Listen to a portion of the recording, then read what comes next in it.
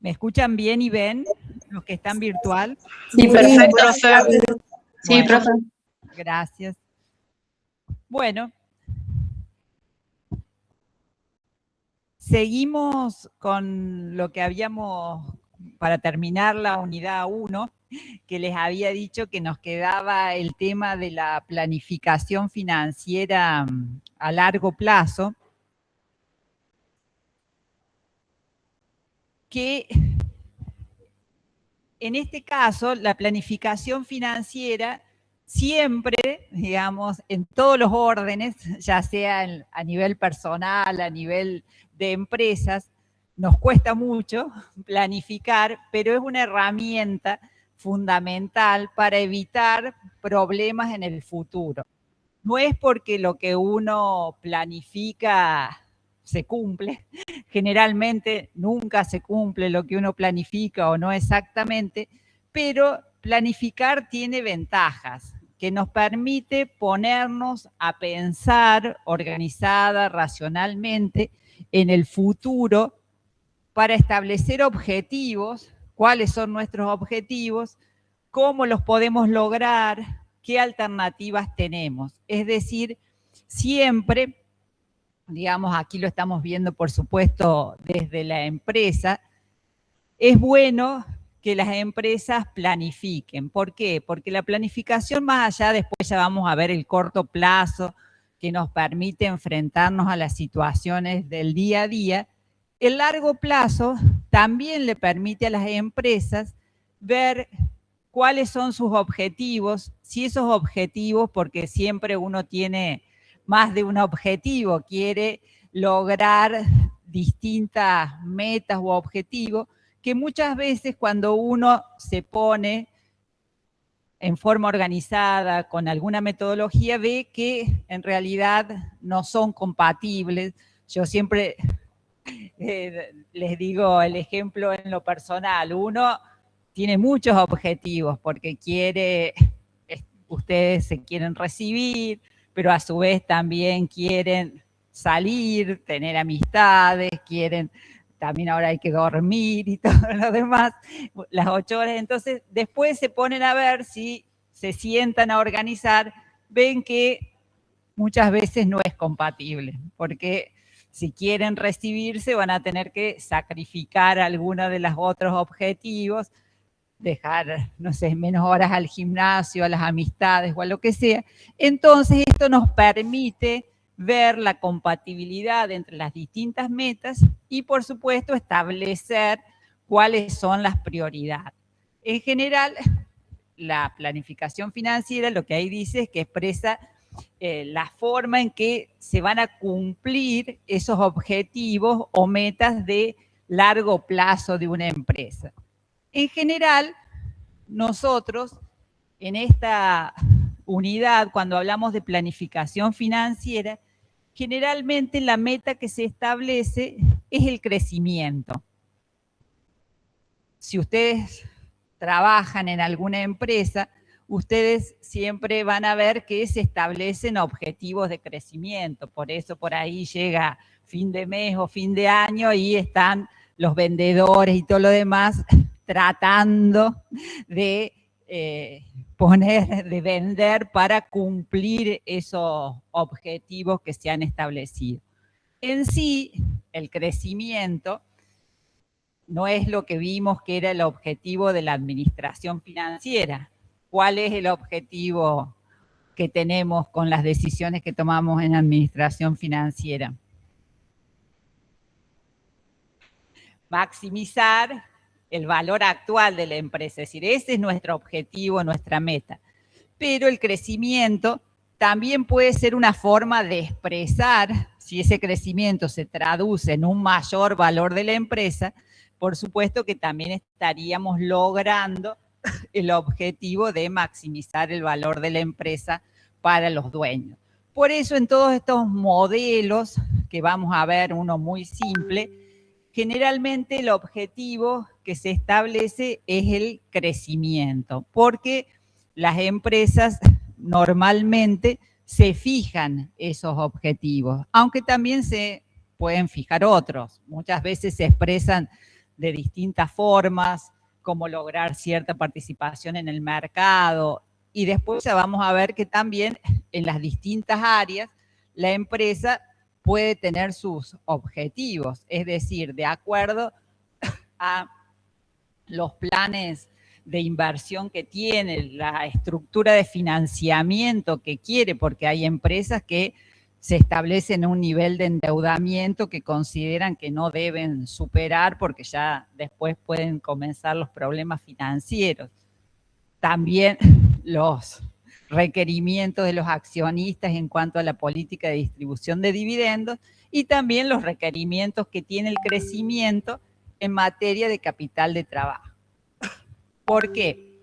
Porque muchas veces, si ustedes hablan sobre todo con cualquier pyme o emprendedor, quieren vender, quieren, si pudieran, vender mucho, pero ¿qué pasa?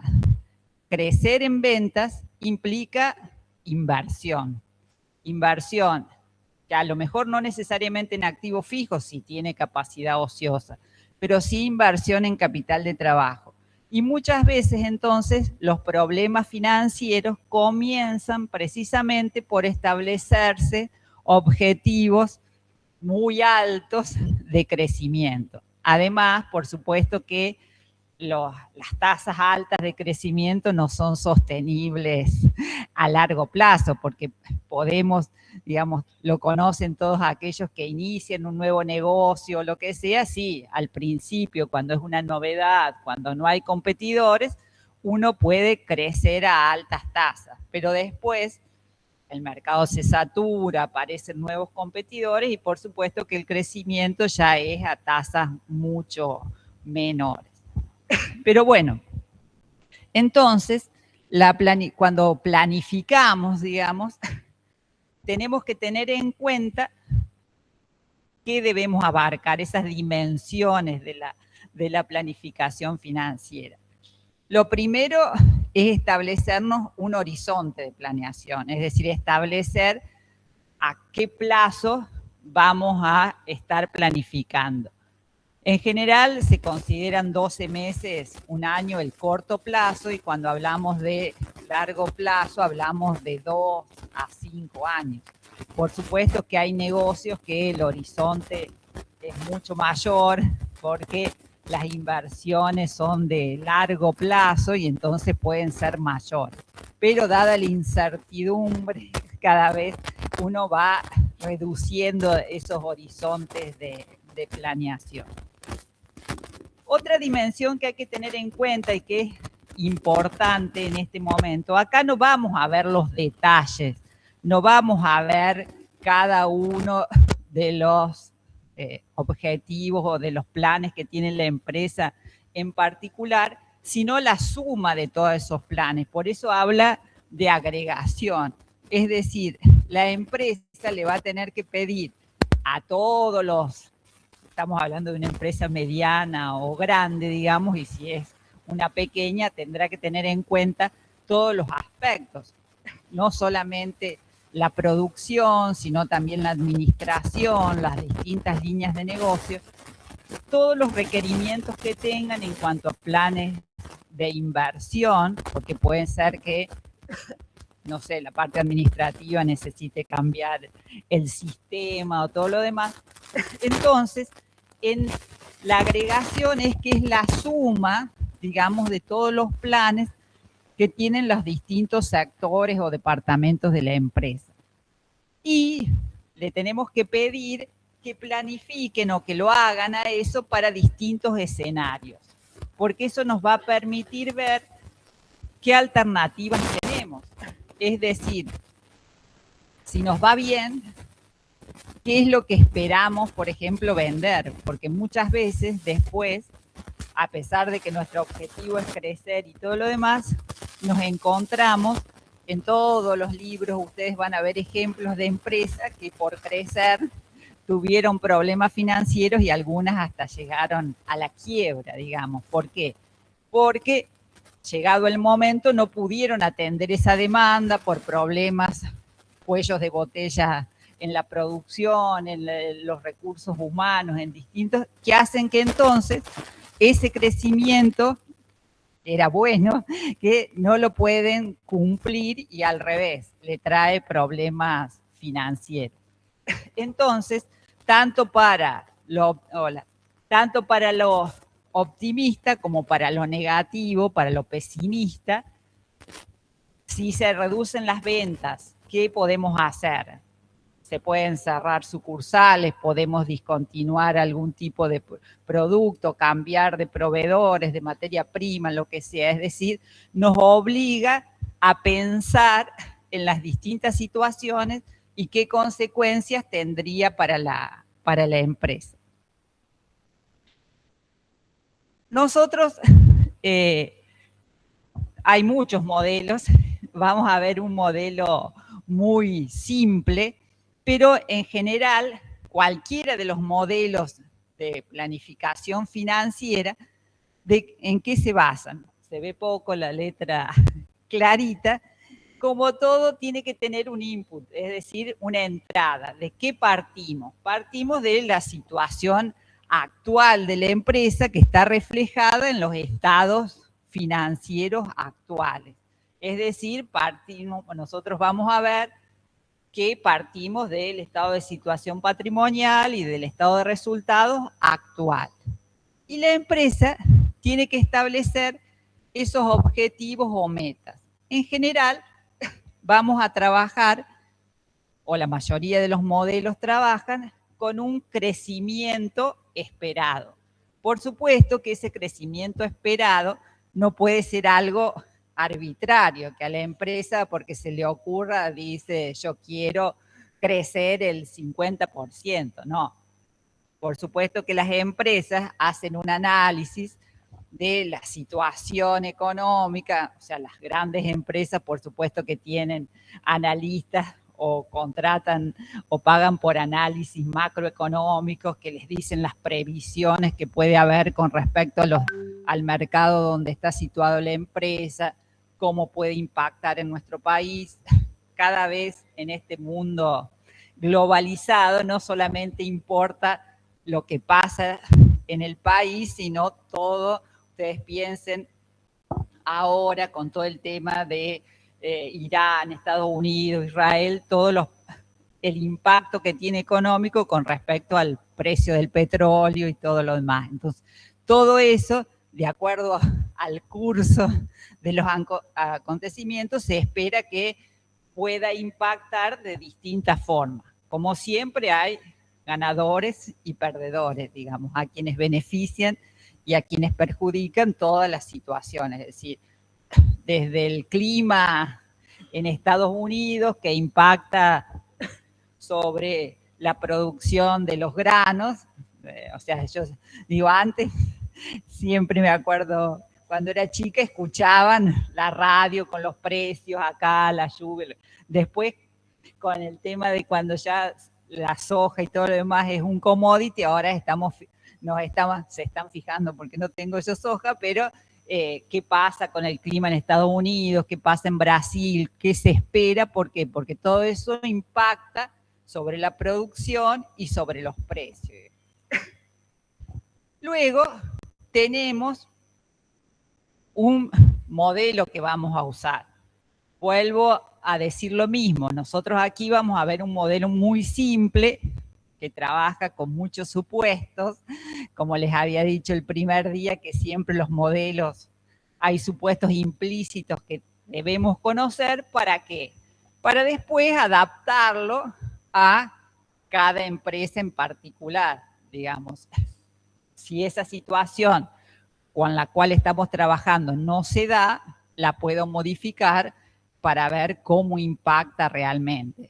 La mayoría de las empresas tienen sus propios Excel, digamos, en base a la experiencia o los distintos modelos para poder aplicar este modelo. Por eso ahí dice, los modelos de planificación en definitiva son ecuaciones que especifican las relaciones entre las variables clave, es decir, si crecen las ventas, ¿qué pasan con los requerimientos de activos corrientes? ¿Qué pasan con los requerimientos de bienes de uso? ¿Qué pasa con el financiamiento?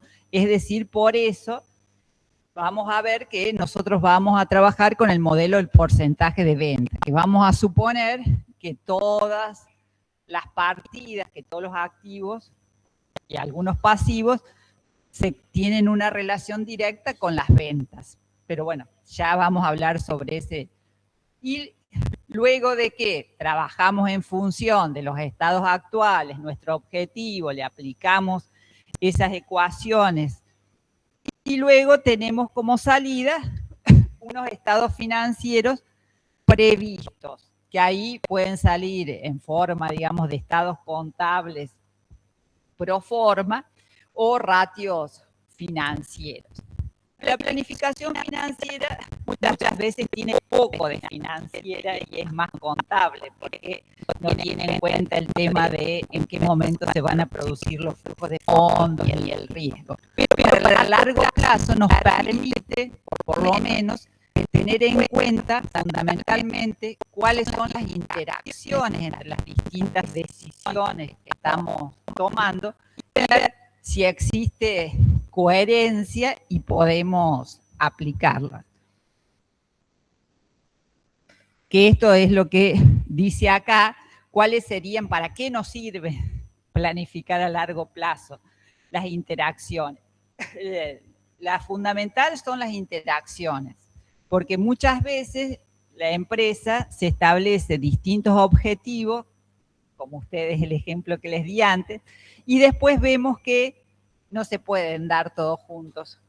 Por ejemplo, si la empresa quiere plantea un objetivo de crecimiento del 20%, supongamos, pero a su vez quiere mantener una relación de endeudamiento en determinado nivel o no quiere aumentar el nivel de endeudamiento, podemos ver a través de estos modelos si realmente eso se puede dar. ¿Por qué? Porque si la empresa crece, tiene nuevas necesidades de fondos para activos y todo lo demás. ¿Le alcanza con lo que genera o necesita financiamiento? Si la empresa, por ejemplo, va a necesitar financiamiento y no quiere aumentar o cambiar los ratios de apalancamiento, en ese caso no va a ser posible. Porque muchas veces tendemos a ver por separado las distintas decisiones y todas interactúan entre sí y se influyen. Entonces, eso es precisamente uno de los principales logros de la planificación de largo plazo. La otra es que nos permite plantearnos las distintas opciones que podemos tener. Como les dije recién, si nosotros pensamos crecer en un escenario optimista, ver qué opciones tenemos con respecto, no sé, a los proveedores de materia prima, a los recursos humanos, a las distintas opciones que se nos pueden presentar de tomar decisiones, es decir, si tomamos más personal o tenemos la posibilidad de subcontratar, si nos va mal, si podemos cerrar alguna parte sucursal, discontinuar algún producto, es decir, nos permite que nos podamos plantear las opciones que tenemos ante las distintas situaciones. Y, sobre todo, nos previene de sorpresa, es decir, si ante un escenario negativo veo que ya no me conviene, entonces, bueno, ya estoy preparada, puedo pensar en alguna opción de que si se llega a ese caso voy a tener que lamentablemente, no sé, disminuir la planta, cerrar, o al revés, si crece demasiado no me encuentre con algún cuello de botella y todo lo demás. Entonces, en general nos permite que, como les decía, muchas veces no se cumple, pero que no nos encuentre sin ninguna respuesta, que sepamos de antemano qué nos puede pasar y qué opciones tenemos. A veces las opciones que tenemos son no son buenas, pero por lo menos sabemos que llegada a esa situación no nos va a quedar otra cosa. Y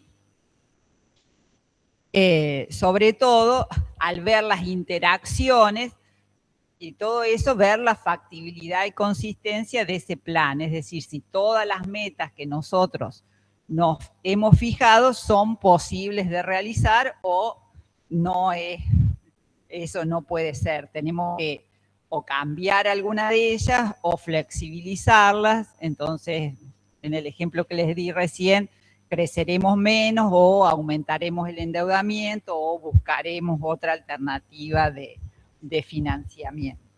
Es decir que, bueno, consistencia interna me había quedado ahí. Es decir que lo que nosotros hacemos es pensar en el futuro las distintas alternativas que tiene la empresa en función de lo que espera que suceda y nos permite ver si esas metas que se fija la empresa son coherentes, porque vemos cómo son las interacciones entre esas distintas decisiones, entre las decisiones de inversión, de financiamiento, de distribución de utilidades. Si no son, establecer alguna prioridad. ¿Qué me importa más? ¿Puedo repartir menos utilidades si necesito más fondo o no? ¿Qué priorizo? ¿El crecimiento o mantener las otras políticas? Es decir, son todas decisiones que hay que ir tomando, digamos. Entonces, como les decía, el método más sencillo es el método del enfoque del porcentaje de ventas o el método del porcentaje de ventas. En este caso, lo que se supone es que las ventas, digamos, todas las cuentas, ya sea las cuentas de activo o algunas cuentas ya vamos a ver de pasivo y las del estado de resultado, guardan una relación directa con las ventas. Entonces, en función del crecimiento esperado, se espera el comportamiento de esas variables. Un enfoque totalmente irreal, digamos, extremo de este método, sería suponer que todo varía en función directa con las ventas. En la realidad, sabemos que no es así. ¿Por qué? Porque hay, sobre todo, los pasivos, vimos los pasivos negociados no varían en relación directa con las ventas. Si nosotros le vamos a pedir un préstamo al banco, el banco no sabe de nuestros pronósticos de venta, nos va a hacer, tendremos que buscar una nueva línea de crédito o lo que sea. Entonces, nosotros vamos a partir, digamos, de los estados reales, digamos, y vamos a ver qué cuentas varían directamente con el nivel de ventas y cuáles son aquellas donde no es aplicable eso porque no varían directamente el capital, el patrimonio neto. Los supuestos con los que estamos trabajando, vuelvo siempre a la primera clase, a la última filmina que dijimos que cuando trabajamos con modelos siempre hay supuestos. Si yo estoy suponiendo que todos los gastos y los activos crecen el mismo nivel que las ventas, ¿cuál es el supuesto que hay en eso?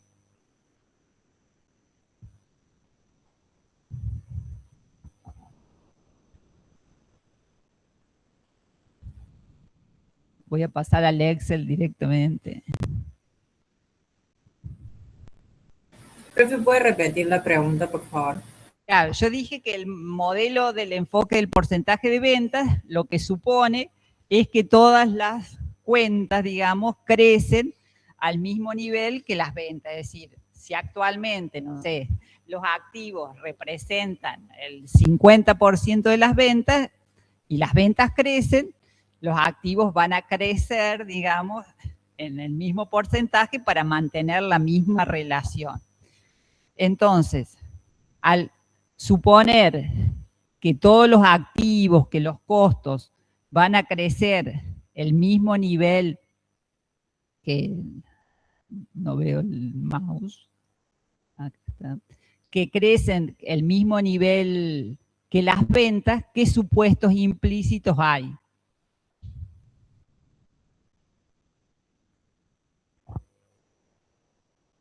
Yo supongo que los activos fijos, supongamos las ventas crecen un 10%, para mantener el mismo porcentaje que el actual, los activos fijos también van a tener que crecer un 10%. ¿Qué supuesto implícito está ahí? Que estoy trabajando a plena capacidad, es decir, que no tengo capacidad ociosa, porque si no, yo podría incrementar el nivel de ventas sin incrementar el nivel de activos fijos. Además, es un supuesto muy fuerte, que es el primero que se abandona cuando uno lo hace realmente en una empresa, porque es muy raro que uno pueda incrementar los activos fijos en el mismo porcentaje, porque una máquina produce tantas unidades. Si yo ya tengo plena capacidad y quiero pasar a otro nivel, a lo mejor tengo que cambiar la máquina, pero no me va a producir más de lo que yo necesito. Es decir, es muy difícil que los activos fijos crezcan el mismo porcentaje que el nivel de ventas. Eso después se puede cambiar, lo vamos a ver, pero en definitiva las empresas contemplarán para el nuevo nivel de venta cuáles son los requerimientos de activos. Nosotros vamos a trabajar con el supuesto de que estamos trabajando a plena capacidad, entonces cualquier incremento de ventas requiere de un incremento en los activos fijos, y en los activos corrientes es normal que crezcan, porque si yo vendo más, voy a necesitar más materia prima, voy a necesitar más, si es comercial, más bienes de cambio, pero también estoy suponiendo que estoy haciendo un uso eficiente de todos esos activos, por los cuales van a crecer en la misma proporción. También vamos a suponer, por supuesto, que los pasivos corrientes crecen en la misma proporción, porque es normal. Si crecen los activos corrientes y trabajamos bajo las mismas condiciones, las cuentas por cobrar, todo lo que sea espontáneo, va a aumentar. Mientras que los pasivos negociados, no, porque por lo que dije antes, en general no van a crecer. En la plataforma hay un ejercicio viejo, pero bueno, como total el objetivo es verlo cómo es el modelo, nos sirve lo mismo porque es del año 99, piensen los años que tiene. Voy a buscar para que leamos el enunciado.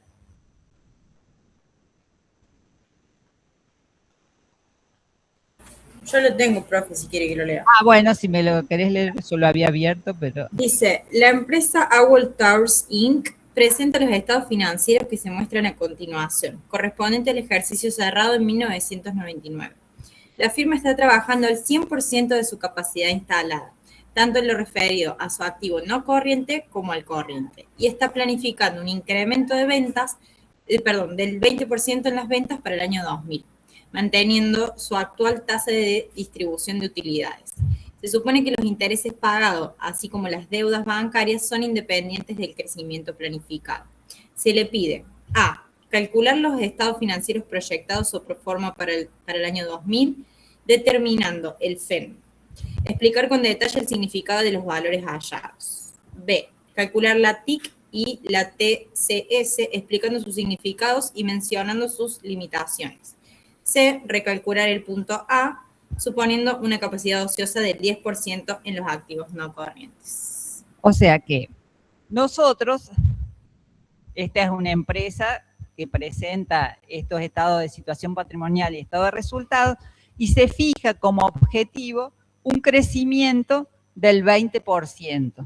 Entonces, vamos a ver si eso, qué implicancias tiene para la empresa. En general, cuando nosotros hacemos esto, vamos a ver que entonces el balance, de acuerdo a este crecimiento, ya no va a ser un balance porque no va a cuadrar, digamos. ¿Por qué? Porque en general puede que la empresa necesite financiamiento para financiar ese crecimiento, o si la tasa es muy baja, le alcance y le sobre. Es muy raro, digamos, que ya vamos a ver después, que crezca exactamente para que le cuadre el balance y con lo que genera la empresa le alcance para financiar ese crecimiento. Entonces, por eso, estos estados contables pro forma que nosotros vamos a hacer, los que nos permiten determinar es ese financiamiento externo necesario o requerido. De acuerdo a la edición del libro que tengan, van a ver FER o FEN, es decir, financiamiento externo necesario o financiamiento externo requerido. El concepto es el mismo, cambia la palabra según la traducción del momento. Porque vamos a ver si cuando apliquemos el 20%, le alcanza ¿con qué le alcanzaría? Nosotros, como dice el enunciado y por lo que les expliqué antes, los pasivos negociados no crecen automáticamente. Sí los pasivos corrientes, digamos. ¿Y qué pasa con el patrimonio neto? ¿Crece al mismo porcentaje que las ventas? Piensen un poquito.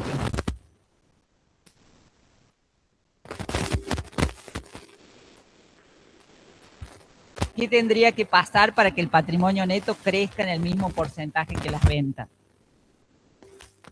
Debería aumentar los aportes de los dueños. ¿Y qué pasa? Eso no sucede automáticamente. Para que los dueños aumenten el patrimonio, sobre todo en una sociedad anónima, hace falta tomar la decisión, hacer un montón de trámites legales en inspección de sociedades jurídicas y todo lo demás para lograr el aumento de capital. Y a su vez, ¿aumenta o no el patrimonio neto? ¿Qué otros componentes dijimos que están en el patrimonio neto? Las utilidades.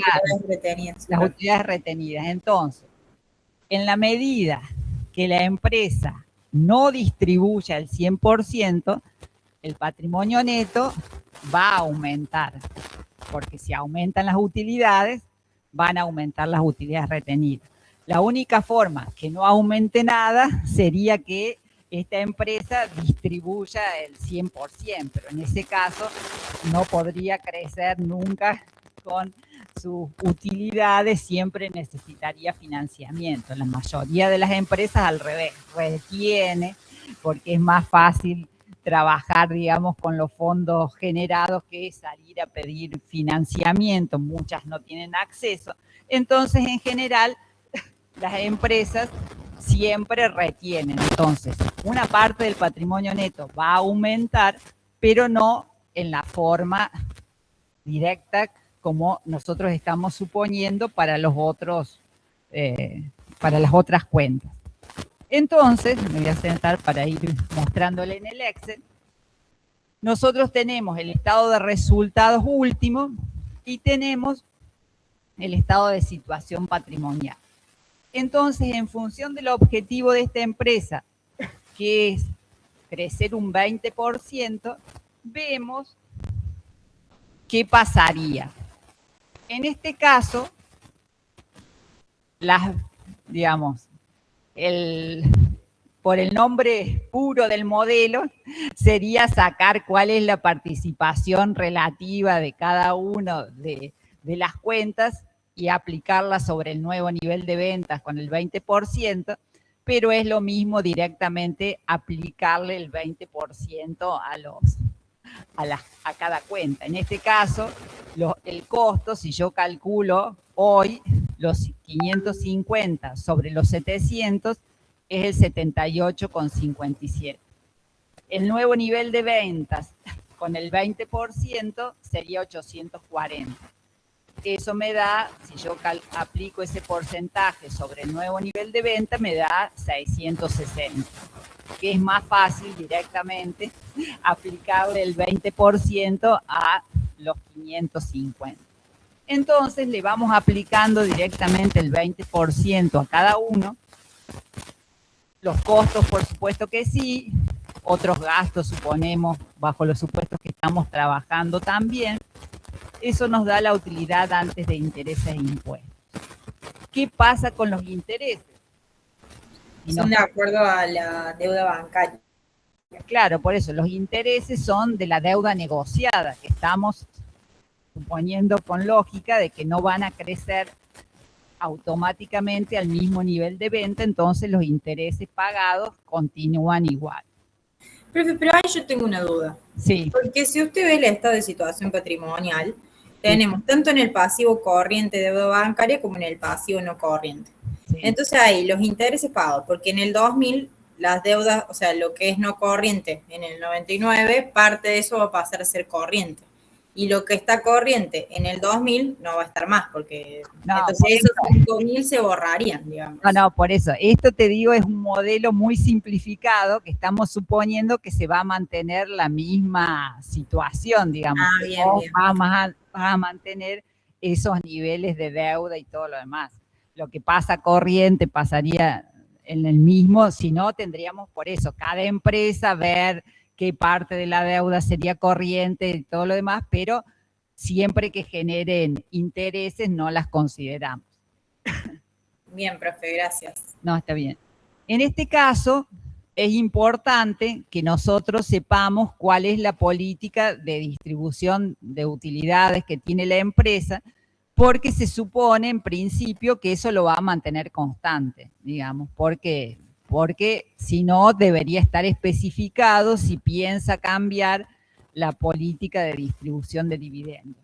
En este caso, sabemos que la política en función de los datos es retener el 60 y distribuir el 40, entonces si lo aplicamos al nuevo nivel de utilidades que nosotros esperamos, los dividendos serían 39.260 y las utilidades retenidas serían 58.890. ¿Qué pasa con el estado de situación patrimonial? Como nosotros aquí, tengan cuidado con el Excel que está en el, no sé cómo quedó el Excel que está en la plataforma, porque yo voy trabajando sobre este Excel y entonces puede quedar distinto. Para lo que estamos resolviendo ahora, estamos suponiendo que todo varía en relación directa con las ventas porque estamos con plena capacidad. Entonces, todos los activos corrientes aumentan el 20% y también los pasivos no corrientes. Entonces vemos que el nuevo nivel de requerimientos de activos pasó a 468.000. Ahora vamos a ver qué pasa con los pasivos y el patrimonio neto. Dije que los pasivos espontáneos, los pasivos automáticos o no negociados, eso sí se espera en general que crezcan al mismo nivel que las ventas. Entonces, en este caso, los proveedores aumentan el 20%. Pero todo lo que son deudas negociadas de corto plazo y de largo plazo, eso permanece igual. Entonces, porque ya si no, eso es tomar una decisión sobre la política de financiamiento. Entonces, en este caso, se mantienen igual las deudas bancarias de corto plazo y las deudas bancarias de largo plazo. También dijimos que el capital suscripto permanece igual. No hay, sí, hay que tomar una decisión, como dije antes, en una asamblea para decidir aumentar el capital. ¿Y qué pasa? Lo que crecen sí son las utilidades retenidas. Las utilidades retenidas, bajo el nombre que tengan, digamos, eran de 200.000. Y ahora van a crecer por los 58.890, que serían las nuevas utilidades retenidas si la empresa crece el 20%. Entonces, ahí vemos que pasivo más el patrimonio neto nos da 458.890. Y entonces ahí vemos lo que les dije recién, que ya no es un balance, porque los activos son de 468 y el pasivo más el patrimonio neto es 458.890. Esto, por supuesto, no puede, es una herejía, digamos. Ahí entonces determinamos cuál es el financiamiento externo requerido o necesario, el FEN, que en este caso es de la diferencia entre los 468 y los 458.890, es de 9.110. Y ahí es donde entran a jugar lo que yo les decía antes. Ahí la empresa tiene que ver las distintas metas que se había propuesto, si las sigue manteniendo o no. Es decir, ¿qué puede hacer si quiere crecer el 20%? Tomar deudas o lo que fuere por 9.110. Puede o tomar deudas y ahí tendrá que decidir si deudas de corto o de largo plazo, y si no, ¿qué otra alternativa tiene? Aporte de los propietarios. O sea, Inversión, profe. Podría que hacer, porque es muy difícil que aumente el patrimonio neto, digamos, la emisión de acciones por 9.110, porque como les dije, estas son sumas que nos dan aproximadamente. Pero Invertir, profe. Pero invertir, ¿cómo? O sea, acá lo que necesita es financiamiento. Si quiere crecer el 20%, necesita fondos. A grandes rasgos, acá no nos dice cuándo los va a necesitar ni nada, sino que en general va a necesitar aproximadamente, bajo todos estos supuestos con los cuales estamos trabajando, 9.110.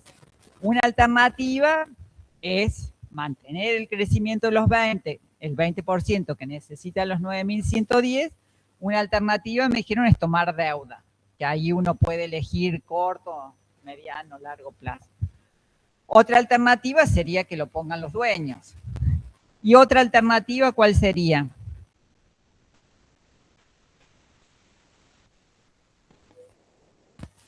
Eso ya dijimos que estábamos a plena capacidad. Si vendemos algo es porque ya, sin entrar en los activos, ¿qué podríamos cambiar? Podríamos cambiar la política de distribución de dividendos. Ahora estaba reteniendo el 60% y distribuyendo el 40%. Podemos cambiar esa política para distribuir menos y retener más y que no necesitemos financiamiento externo. Es decir, que esas serían las variables que habría que la empresa decidir.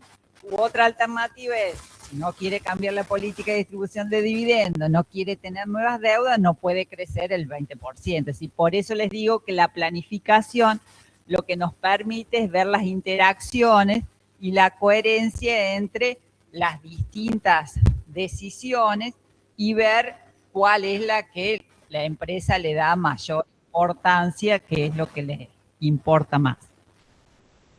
Voy a resolver el último. Acá en el chat hay una pregunta de una compañera. Les dije que las preguntas las hagan en voz alta porque no leo el chat, porque estoy sola. De un compañero, perdón, que cambió el sexo. Dice, ¿cómo lleva la utilidad retenida en la proforma? En el proforma, la utilidad era de 200.000 y aquí vemos que, de acuerdo al nuevo nivel de utilidad, el estado de resultado nos da que la utilidad esperada con ese crecimiento de ventas del 20% es de 98.150. Si aplicamos la misma política de ahora de retener el 60 y distribuir el 40, el 60% son 58.890, que es lo que le sumé acá a las utilidades retenidas.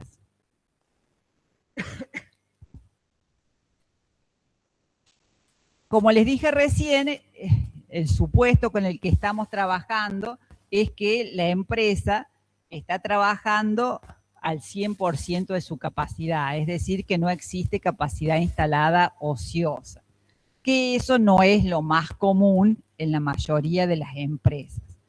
Ese es un supuesto que, por supuesto, en la realidad, vuelvo a insistir, lo podrían tener en cuenta, en particular, cuáles son los nuevos requerimientos de activo y lo que sea.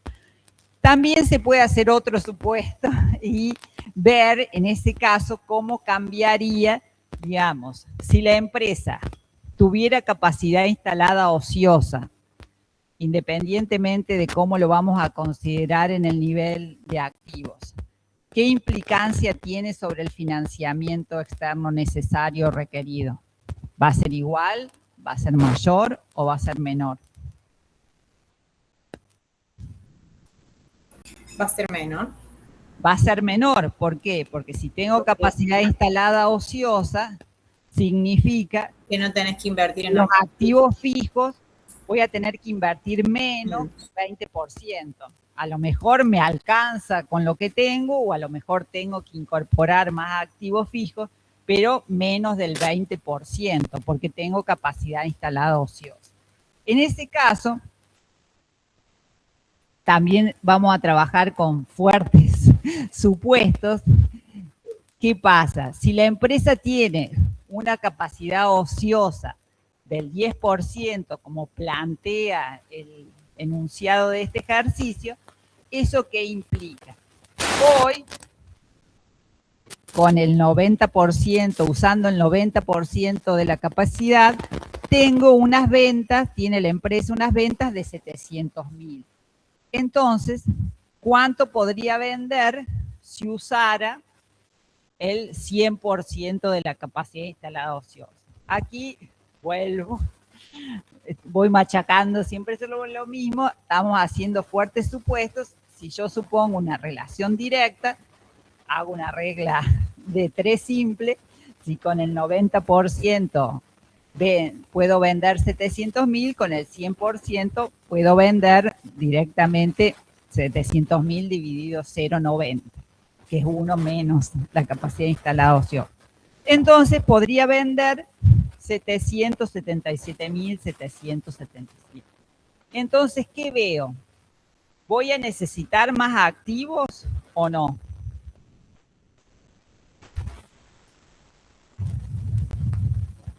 Si querés crecer el 20% las ventas, claro. Sí.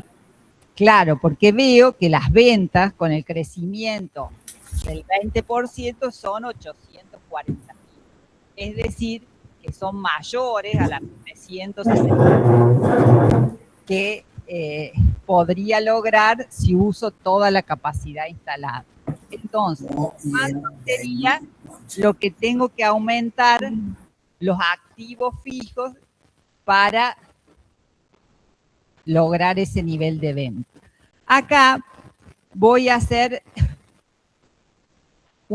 también un supuesto que,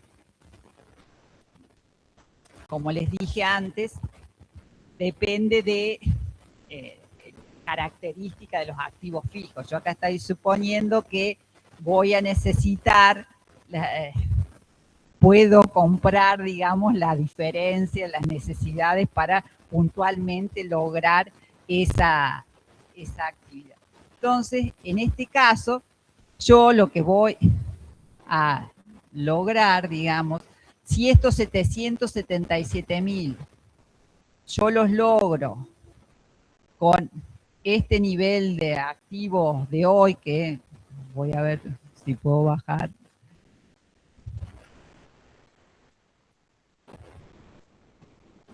Lo logro con los 275.000 pesos. Eso me indica que yo por cada peso, digamos, que vendo, necesito 0,35,36 de activos fijos. Si ustedes ven los índices, los ratios en análisis, ese ratio se llama razón de intensidad del capital y nos mide, nos relaciona el nivel de ventas con los activos que los generan. A veces se calculan sobre los activos totales y en este caso, como queremos ver con los activos no corrientes lo relacionamos con los activos no corrientes. Es decir, yo los 777.777, para generar ese nivel de ventas, yo estoy usando no me acuerdo ya cuánto dije antes,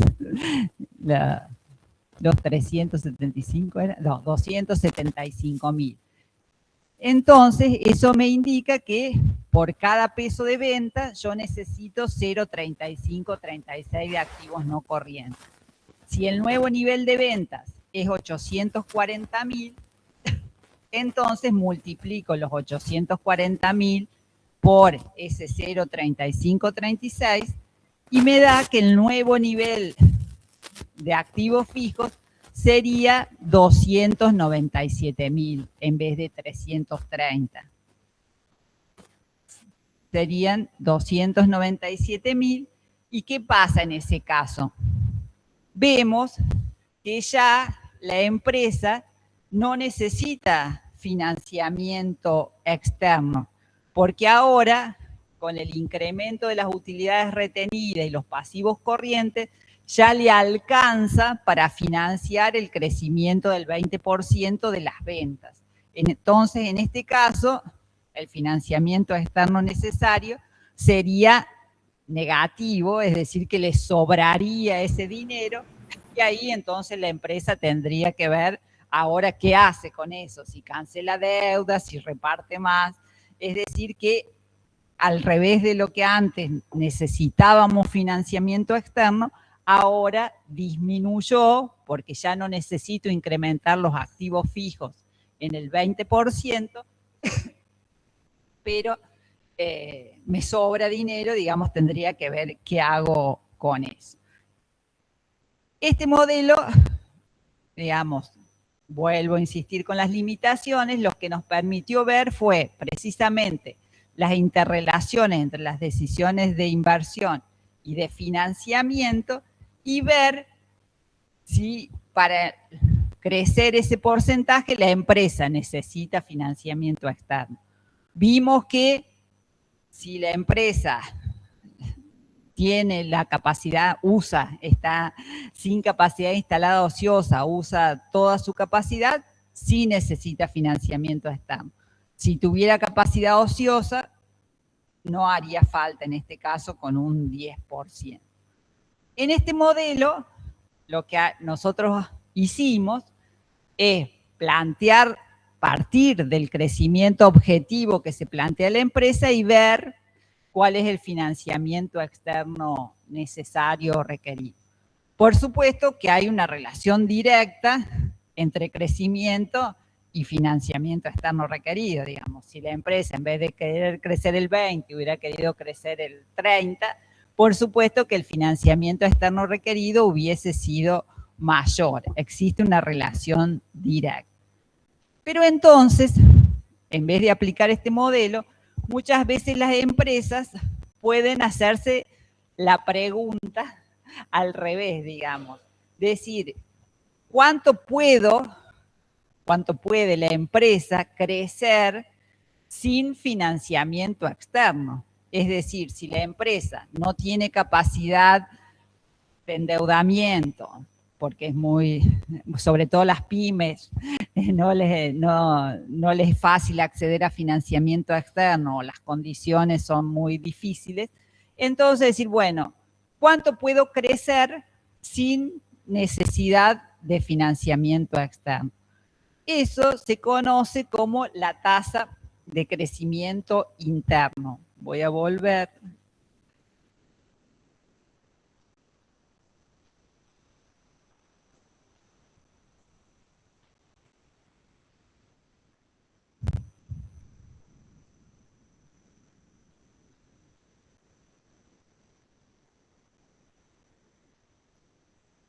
La tasa de crecimiento interno, entonces, es la tasa que me permite conocer cuánto puede crecer la empresa sin financiamiento externo de ningún tipo. Es decir, no hay ni aporte de capital de los dueños ni nuevo endeudamiento, solamente crece ¿con qué? Con las utilidades retenidas. Entonces, depende fundamentalmente de las utilidades y de la política de distribución de utilidad. Es decir, mientras mayor sea el margen de utilidad y mientras mayor sea el coeficiente de retención de utilidades, mayor va a ser esa tasa interna de crecimiento. ¿Cómo la calculamos? A la TIC le llamamos.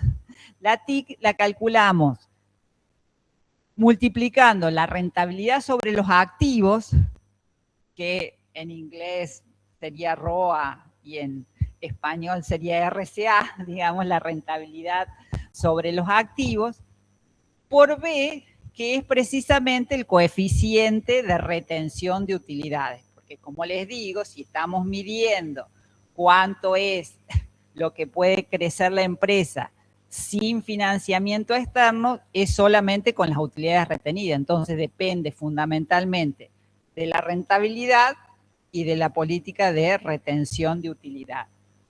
Y a eso lo dividimos por 1 menos el numerador, es decir, 1 menos la rentabilidad sobre los activos por B.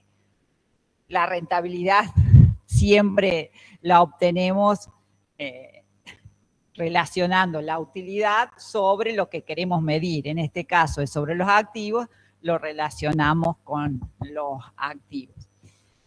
Pero también la empresa puede tener como objetivo en el área de financiamiento mantener el mismo nivel de apalancamiento operativo. ¿Eso qué implica? Yo digo, esta empresa quiere saber cuánto puede crecer manteniendo el mismo nivel de apalancamiento operativo, financiero, perdón, es decir, manteniendo la misma estructura, la misma participación de las deudas sobre el capital propio. ¿Qué les parece? ¿Esa tasa va a ser mayor, menor o igual que la tasa interna de crecimiento? ¿Cuál es la diferencia entre las dos?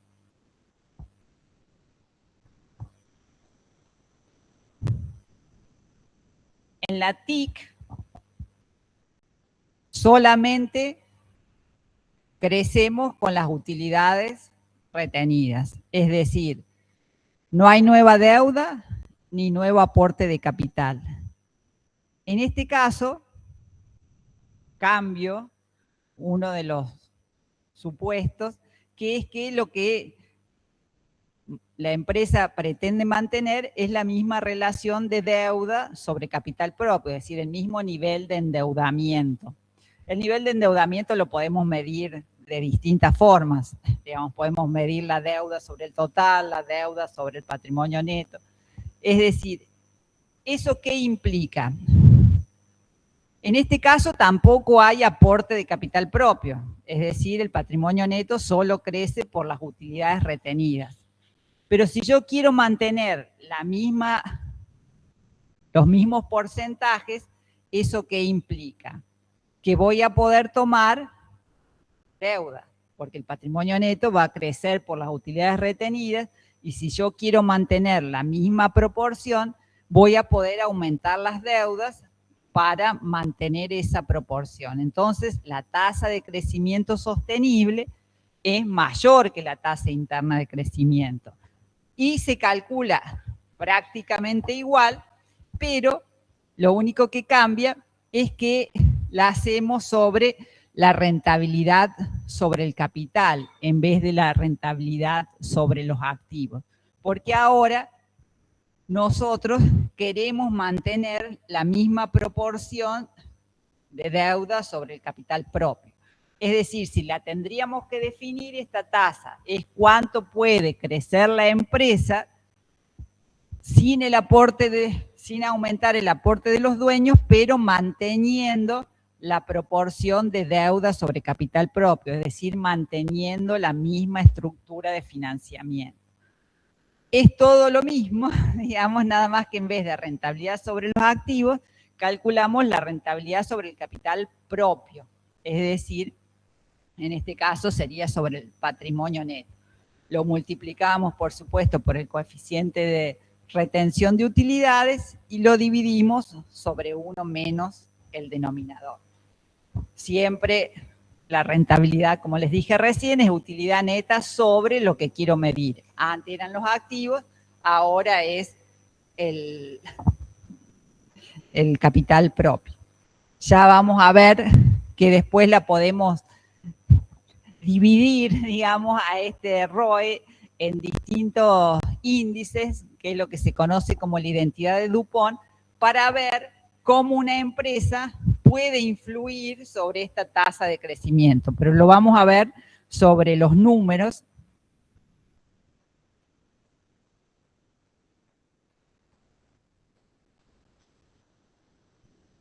En este caso, aquí, para aplicar esta tasa, el supuesto que cambia es que todos los pasivos permanecen iguales. Es decir, en realidad lo que deberíamos haber hecho, en vez de trabajar con el pasivo corriente en la estructura de financiamiento, deberíamos haber trabajado con el capital de trabajo neto espontáneo, corriente, pero porque aquí, para que nos dé la tasa interna de crecimiento pura, digamos, tenemos que suponer que los pasivos no se modifican con el crecimiento. Entonces, lo que yo hice, para que nos dé exactamente igual. Después, por supuesto, que uno va haciendo las adecuaciones y calcula lo mismo una tasa interna de crecimiento, pero no es esta tasa de crecimiento pura, digamos, que nos da exactamente que el FEN sea igual a 0. Para que el FEN sea igual a 0, tenemos que trabajar con el supuesto de que todos los pasivos no se modifican. Entonces, lo único que yo hice con respecto al anterior fue que cambié que los proveedores, en vez de 60, siguen siendo 50. Y calculé cuál es la tasa de interna de crecimiento. Es decir, la rentabilidad sobre los activos es la utilidad neta, que era de 91.000. Por supuesto que si yo estoy tratando de ver cuál es la tasa hoy de esa empresa, tengo que trabajar con los estados de hoy. Hoy la utilidad neta es de 91.000. Esa utilidad neta de 91.000 se logra con un nivel de activos de 390.000. Entonces, eso nos da... Me voy... Profe, igual yo tengo otra utilidad neta. Tengo 79.950. Porque saqué los intereses, eso me va a... Qué para que nos dé exactamente... Yo no me da la tasa. Claro, porque si trabajamos, digamos, estamos suponiendo para que nos dé exactamente la tasa interna de crecimiento, no tenemos que considerar los gastos financieros. Si no, nos da aproximada. Yo lo hice para que me quede. Bien. A mí, en vez de darme, yo lo hice con la utilidad neta esa y de... Esta sería la utilidad, digamos, neta operativa, sin tener en cuenta los gastos financieros. Claro. A mí me daba 0,14, sí. 0,2, una cosa así. Sí. Pero ahora voy a ponerme... Claro. Entonces, en este caso, nos da que la tasa de crecimiento, la tasa interna, perdón, de crecimiento, porque habíamos visto que el coeficiente de retención era el 60%, la rentabilidad sobre los activos nos da 233, la calculamos y eso nos da el 16,28%. Lo que yo hice acá es para que ustedes vean qué significa esa tasa, la apliqué a los pro forma, los hice con la tasa interna de crecimiento, es decir, el 16, y algo, y entonces vemos que en ese caso el financiamiento externo es 0. Eso, digamos, es lo que nos da, sabemos que esta empresa, si no quiere o no tiene posibilidades de obtener nuevos financiamientos, los dueños no quieren aportar capital, no quiere cambiar la política de distribución de dividendos, alrededor, digamos, porque teniendo en cuenta todo lo demás, es la tasa que puede crecer, es el 16,28%. Por eso habíamos visto que como el objetivo que se había planteado era del 20, sí necesitaba financiamiento externo necesario, requerido. Y la tasa de crecimiento sostenible, la calculé, la tasa de crecimiento sostenible, calculé el ROE, que es la utilidad sobre el patrimonio neto, la tasa, por supuesto, sigue siendo del 20, y nos da el 34,04. Entonces, yo lo hice para que ustedes vean qué significa esta tasa. Si nosotros aplicamos esta tasa, por supuesto que el financiamiento externo va a ser positivo, va a necesitar fondos, porque si ya habíamos visto que con el 20 necesitaba fondo, con esta que es mayor, va a necesitar más fondos. ¿Cuánto va a necesitar? Va a necesitar 59.569,83. Es decir, yo hice exactamente lo mismo que hacemos siempre, calcularlos pro forma, nada más que con esa tasa de crecimiento. ¿Y esta tasa de crecimiento qué significa? Que eso es lo que puede aumentar la deuda para mantener la estructura de financiamiento actual. Es decir, si la empresa toma esa deuda, el nivel de pasivos en vez de ser de 175.000 sería de 234.569. ¿Y eso qué implica? Que si yo calculo la participación de las deudas sobre la estructura, se va a mantener constante. Yo en este caso lo hice para que ustedes vean, si yo calculo la deuda sobre el patrimonio neto, me da 0,814. Y si yo la calculo ahora con este nuevo nivel de deuda con respecto al patrimonio neto, sigo manteniendo la misma estructura de financiamiento. Es decir, que en este caso, la empresa se endeuda, pero no cambia su estructura de financiamiento, mantiene la misma participación de las deudas y del capital propio. Vuelvo sobre este índice. ¿Ustedes ya vieron índices, ratios de endeudamiento? Sí, profe. Bueno, se puede medir de distintas formas. Se puede medir cuánto pesa la deuda sobre el total, o sea, sobre el total de los activos de deuda más patrimonio neto y el patrimonio neto sobre el total, o en este caso yo lo que calculé es cuánta es la relación entre las deudas y el capital propio. Es decir, que esta empresa por cada peso propio tiene 0,814 de deuda.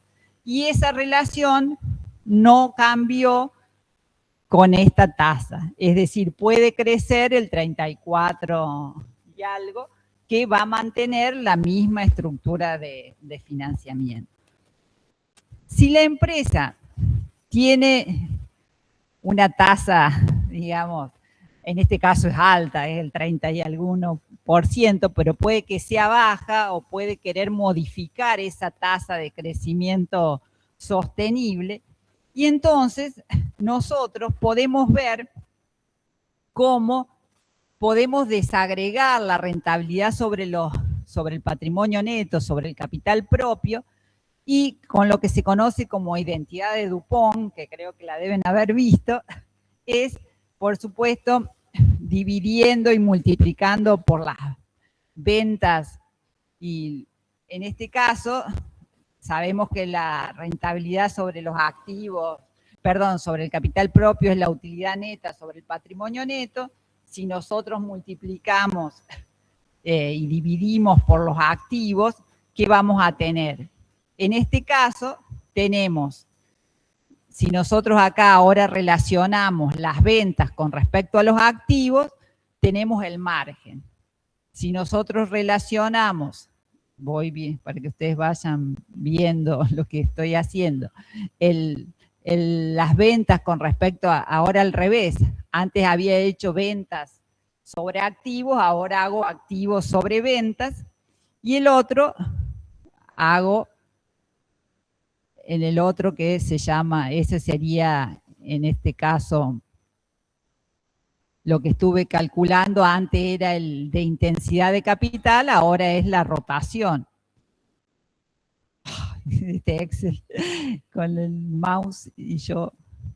Y el otro, acá me queda, sí, ahí se ve, lo vamos a abrir un poco más, es el multiplicador del capital, que entonces relaciono con respecto al patrimonio neto, digamos, la utilidad neta,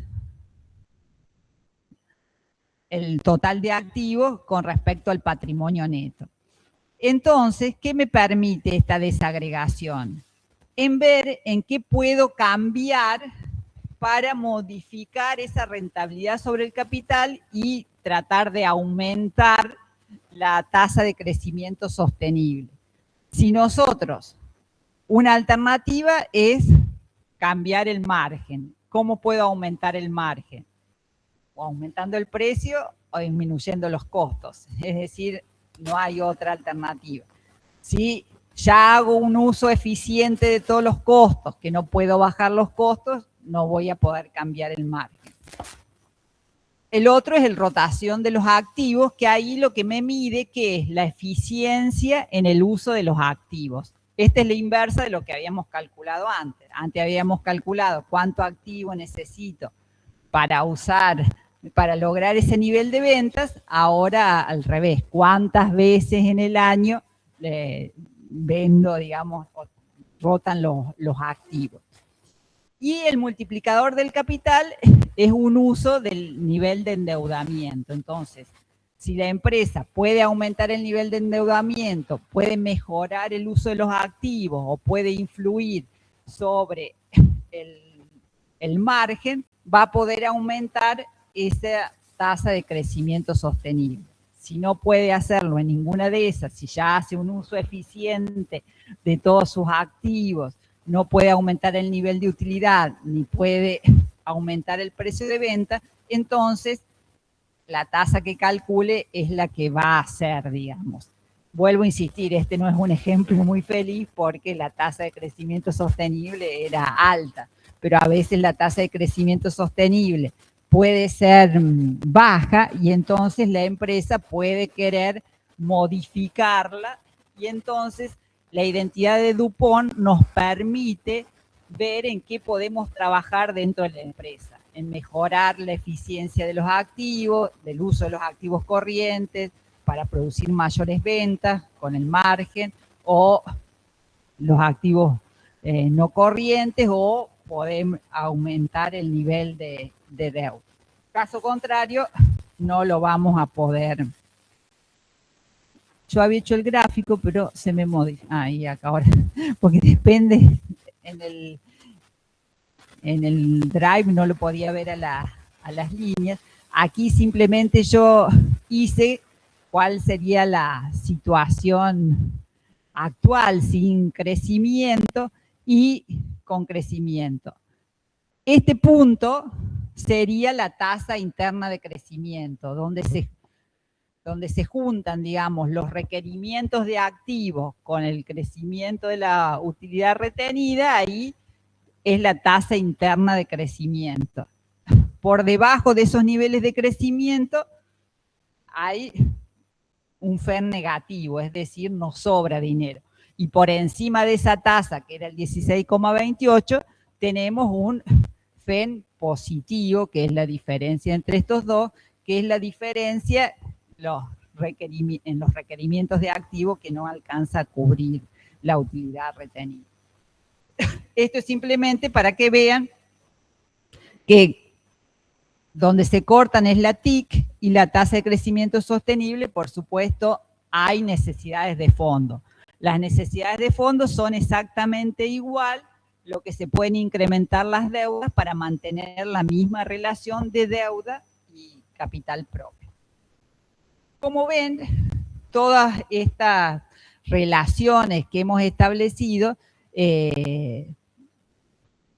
tienen un trasfondo más contable que financiero. Por eso es que siempre hay que trabajar teniendo en cuenta para lo que nos sirve esto.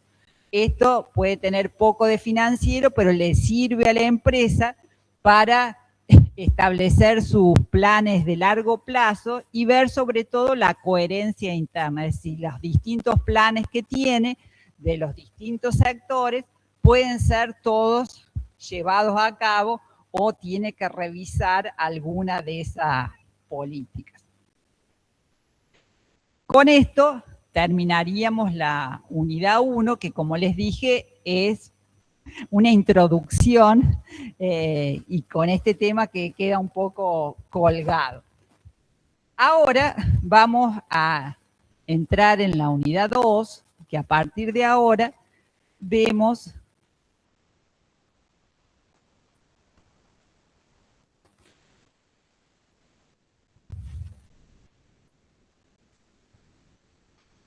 todo lo que tiene que ver con las decisiones de financiamiento. Como les dije, a partir de la unidad 2,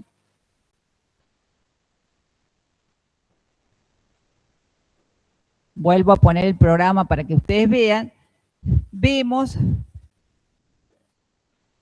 entramos en la primera de las grandes decisiones de la administración financiera, que son las decisiones de inversión. En esta primera vamos a hablar de valor, porque dije que las finanzas se ocupan precisamente de todo lo relacionado con el valor. Por eso el objetivo que perseguimos es maximizar el valor de la empresa para los dueños, crear riqueza para los accionistas. En esta unidad 2, entonces, vamos a empezar de lo más fácil a lo más difícil. Digamos, vamos a ver cómo se forma el valor de los activos financieros. Es decir, los activos financieros, si nosotros vemos la estructura de financiamiento de la empresa, que yo estoy dibujando la estructura de financiamiento, dijimos que era deuda y capital propio. Las empresas medianas y grandes, digamos, pueden obtener dinero de terceros, porque uno está acostumbrado que generalmente cuando piensa en financiamiento de terceros, piensa en el crédito bancario. Pero las empresas tienen otras alternativas, ir directamente al mercado de capitales y que los inversores le presten ese dinero. Eso es a través de la emisión de bonos. En nuestro país, los bonos que emiten las empresas, ¿cómo se llaman?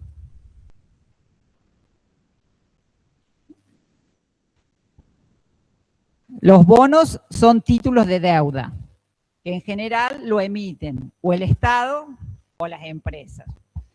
Ustedes ven, si toman cualquier página en internet de alguna agente de la bolsa, del mercado, van a ver todos los bonos que hay. Hay bonos desde la Municipalidad de Córdoba, el gobierno de la provincia de Córdoba, el gobierno nacional, en dólares, en pesos, largo, corto plazo, de distintas formas. Pero nosotros lo vemos desde el punto de vista de las empresas. Cuando las empresas emiten estos bonos, estos títulos de deuda, en nuestro país tienen un nombre. ¿Cómo se llaman?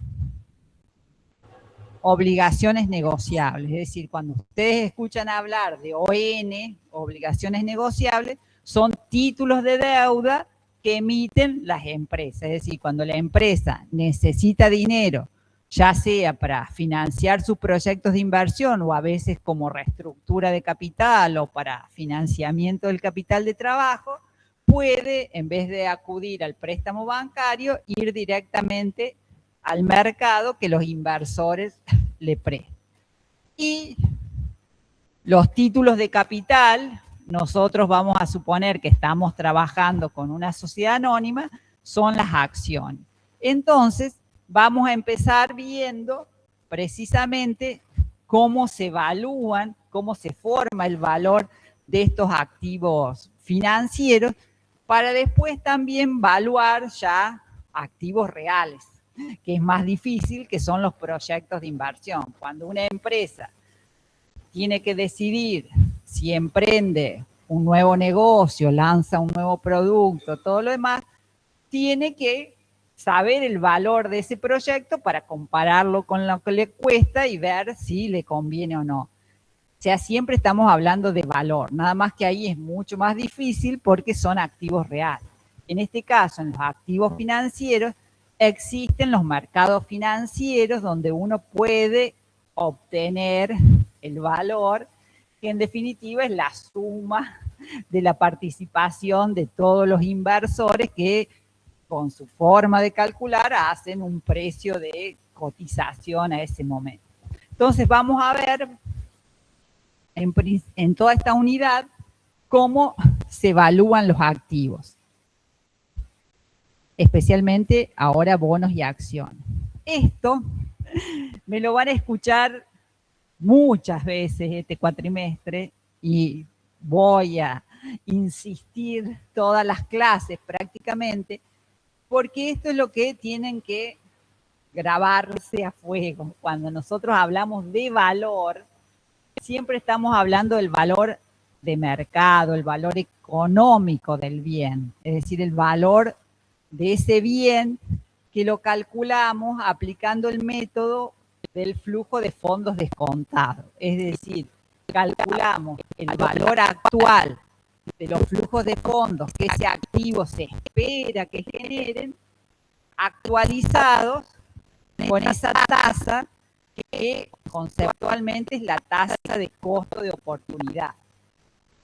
Siempre vamos a hacer esa cuenta, es decir, vamos a estimar cuáles son los flujos de fondos que ese activo se espera que genere, vamos a calcular cuál es la tasa de costo de oportunidad, que dije que es el costo de oportunidad. Es lo que dejamos de ganar en otra alternativa de similar riesgo. Por eso, nunca deben olvidarse que siempre la rentabilidad está asociada a un riesgo. Por eso es difícil evaluar a los activos.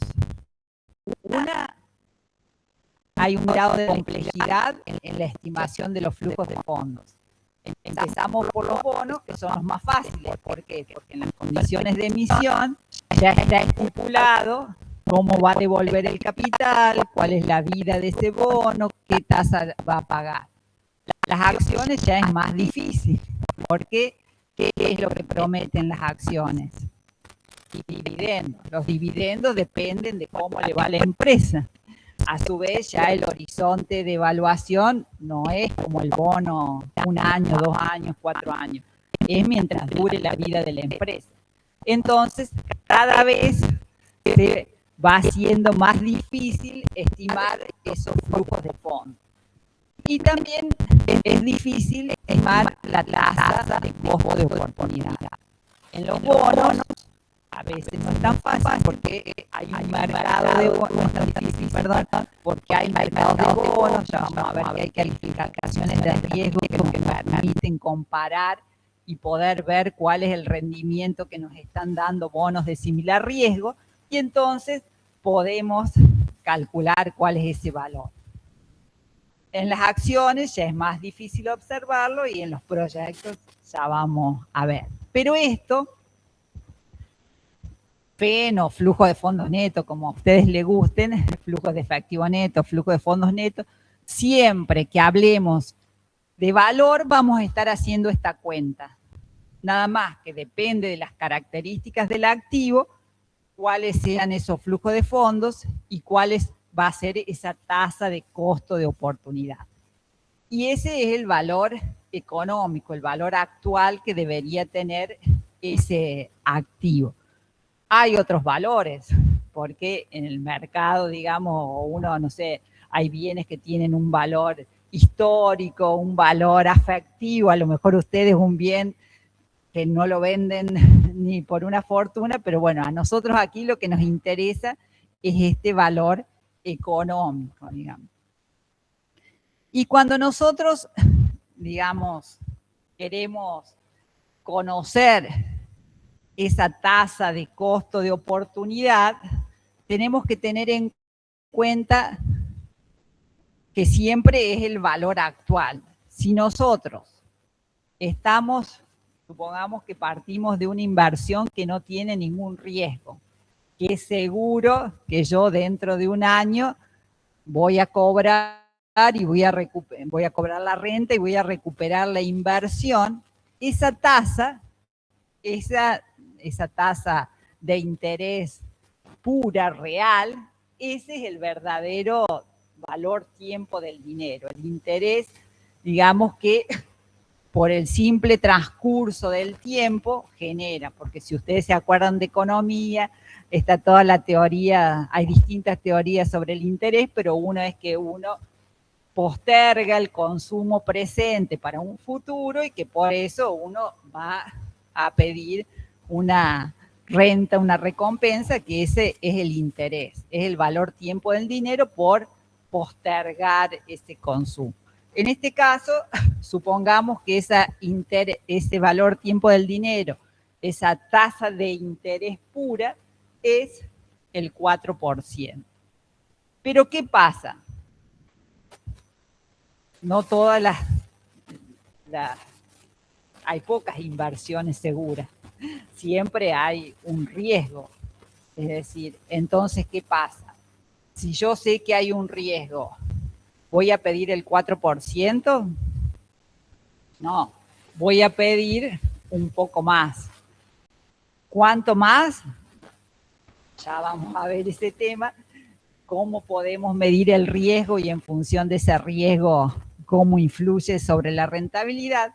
Pero supongamos ahora que si no es seguro, digamos, le voy a cargar un 8%, digamos. Entonces, ya ahora, si al 104 le cargo el 8%, me va a dar 112,32, que si yo mido en términos de tasa es el 12,32. Acuérdense que cuando nosotros queremos sumar tasas, las multiplicamos. ¿Por qué? Porque si no, yo estaría ganando el 8% solamente sobre los 100, no sobre los 4, que es el valor tiempo del dinero. Entonces, si yo quiero ganar el 8 sobre el total por el riesgo, es 1,04 por 1,08. En este caso, la tasa que tendría que pedir para cubrirme de ese riesgo es el 12,32. ¿Y qué otra variable influye en el rendimiento que uno pide? Sobre todo en nuestro país. La inflación. La inflación. La inflación, ¿por qué? Porque si yo invierto 100 y voy a obtener 112,32 y hay inflación, ¿qué significa? Que no tengo, en realidad no gané el 12,32. ¿Por qué? Porque el poder adquisitivo de ese dinero no va a ser el mismo al final por la tasa de inflación que hay en ese momento. Entonces tengo que estimar cuál es la tasa de inflación y entonces la voy a tener que sumar, multiplicando, por supuesto, y entonces en ese caso llegaría, con el ejemplo que dice acá, al 34,78. Lo que me interesa es que cuando ustedes ven el rendimiento de los bonos, de los títulos, del plazo fijo, de lo que sea, son siempre tasas nominales. Es decir, todas incluyen la inflación, el riesgo, todo. Si nosotros queremos conocer cuál fue el rendimiento real de esa inversión, lo tengo que dividir, digamos, por 1 más la tasa de la inflación.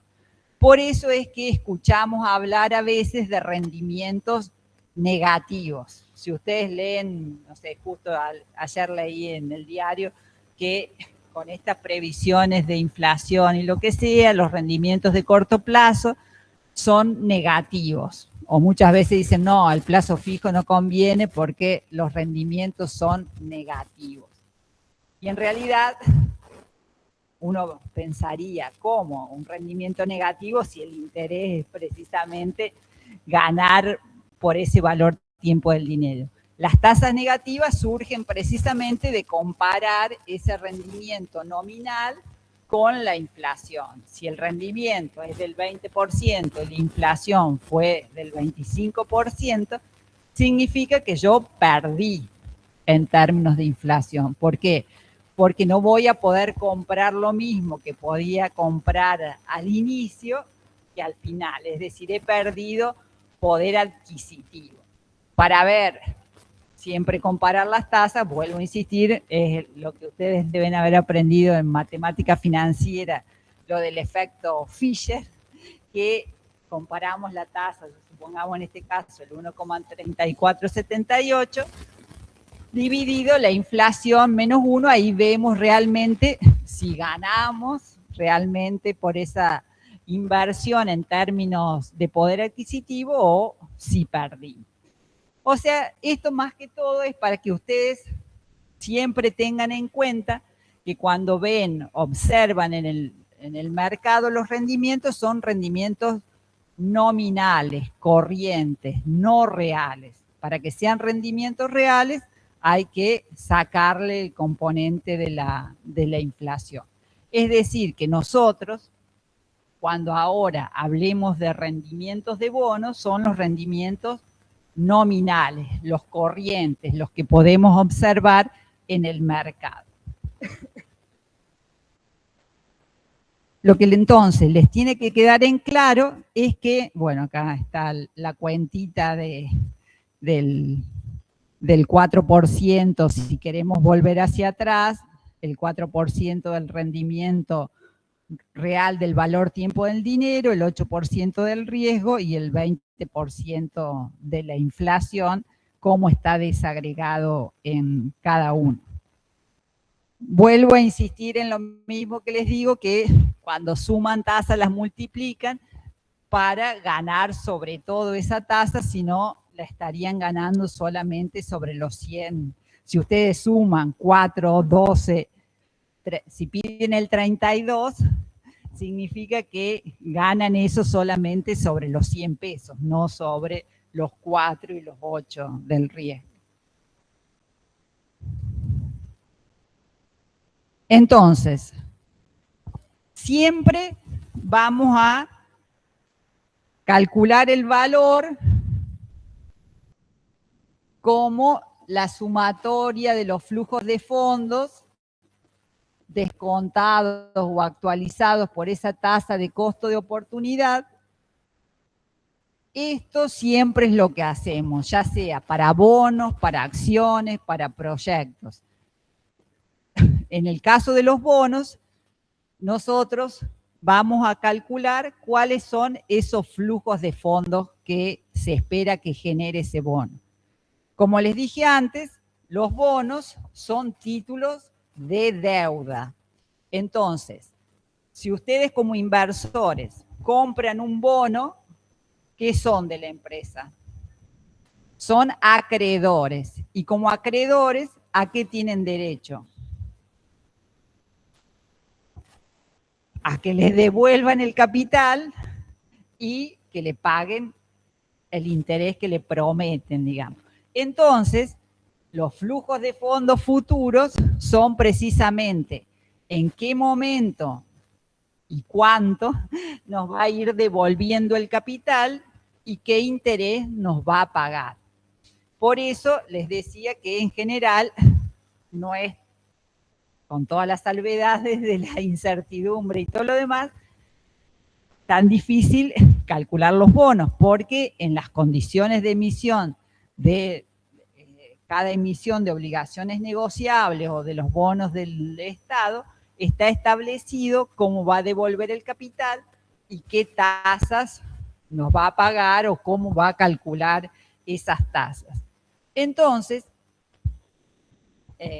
la terminología propia, digamos, de los bonos, en general se habla de láminas.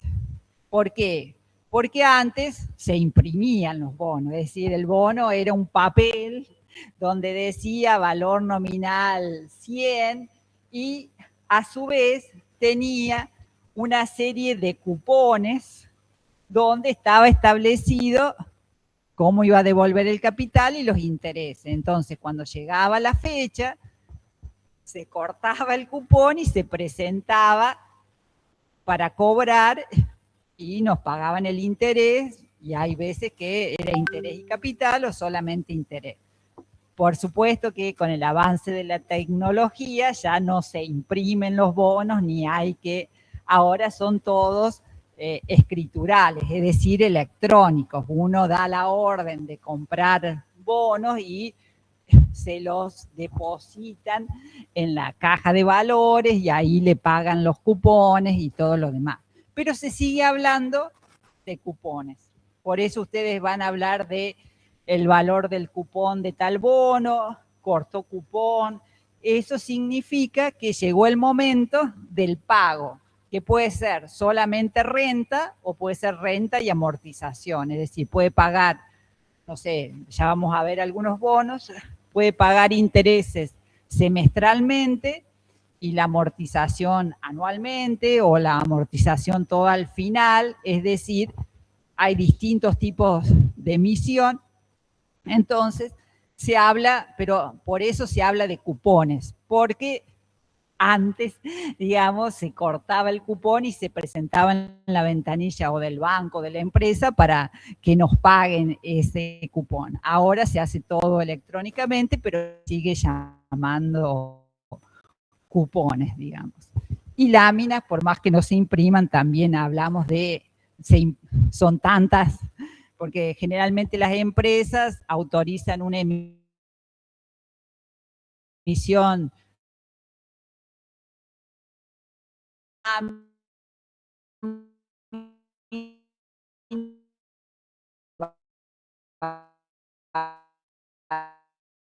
valor nominal.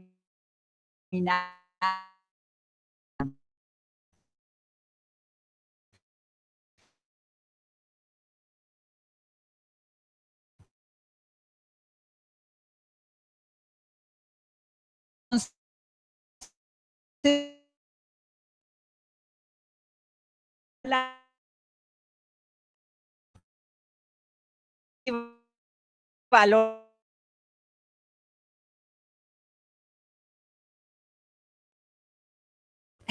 lo que ustedes tenían el derecho a cobrar, digamos, si compraban ese bono. Por supuesto que, ¿qué hora es? ¿Qué están? Hay que ver el emisor, como les dije, puede ser el gobierno o las empresas. El gobierno, en cualquiera de su estado nacional, provincial o empresas, en nuestro país hay régimen para pequeñas y medianas empresas y está el régimen general. ¿Eso por qué? Porque ya vamos a ver también más adelante, se quiere darle facilidades a las pymes para que también puedan acceder al mercado de capitales. Entonces tienen un menor nivel con la presentación de estados contables, de calificaciones de riesgo y todo lo demás. Hay un régimen simplificado, digamos. A ver después que hay empresas que emiten bajo régimen PYME o bajo régimen general, digamos. Siempre, cuando veamos un prospecto de emisión, tiene que decir cuál es el monto de la emisión. En general, lo que hacen las empresas es, como tiene que ser aprobado por la asamblea y todo lo demás, aprueban un monto en general, no sé, supongamos 100 millones de pesos, y después, de acuerdo a las necesidades y a las condiciones del mercado, van lanzando distintas series. Autorizan una serie a lo mejor por 50 millones, después dentro de unos meses o un año otra serie. Entonces ustedes van a ver, cuando veamos las distintas emisiones, van a ver que 2, 3, 4, las necesidades de la empresa, pero siempre, por supuesto, tiene que decir cuál es el monto de la emisión, la moneda, porque se pueden emitir en dólares, en pesos, también está lo que se conoce como dólar linked, que es que se pagan en pesos, pero están relacionados a la cotización del dólar, es decir, las empresas. ¿Cuál es la ventaja para la empresa de emitir una obligación negociable que tomar un préstamo bancario? ¿Qué les parece a ustedes?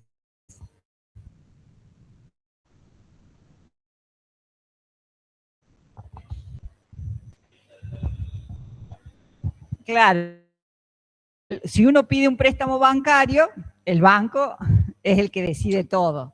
Decide cómo lo tenemos que devolver, en qué plazo, qué tasa nos cobra. Podremos negociar de acuerdo al tipo de empresa que sea, pero es el banco el que decide. En cambio, en las obligaciones negociables, si bien está condicionada por el mercado, pero es la empresa, de acuerdo a lo que quiera financiar, para si moneda lo hace. Si son empresas que están relacionadas al comercio exterior y todo lo demás, le puede convenir en dólares. Si son empresas que solo negocian en el mercado local, lo harán en pesos. Si es para un proyecto que es de larga maduración, amortizará más lejos el capital.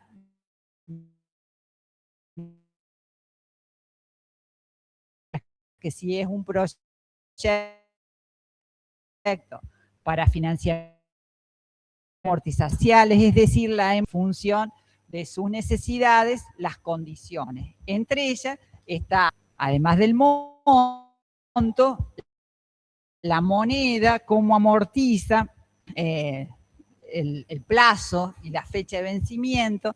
También está establecida la fecha de emisión y la de liquidación, es decir, ya vamos a ver concretamente en un prospecto de emisión de una obligación negociable, cómo se establecen, a partir de cuándo se comienza a contar la fecha de emisión. Es importante porque a partir de ahí se cuenta el plazo de vencimiento, que puede ser 1 año, 2 años, 4 años.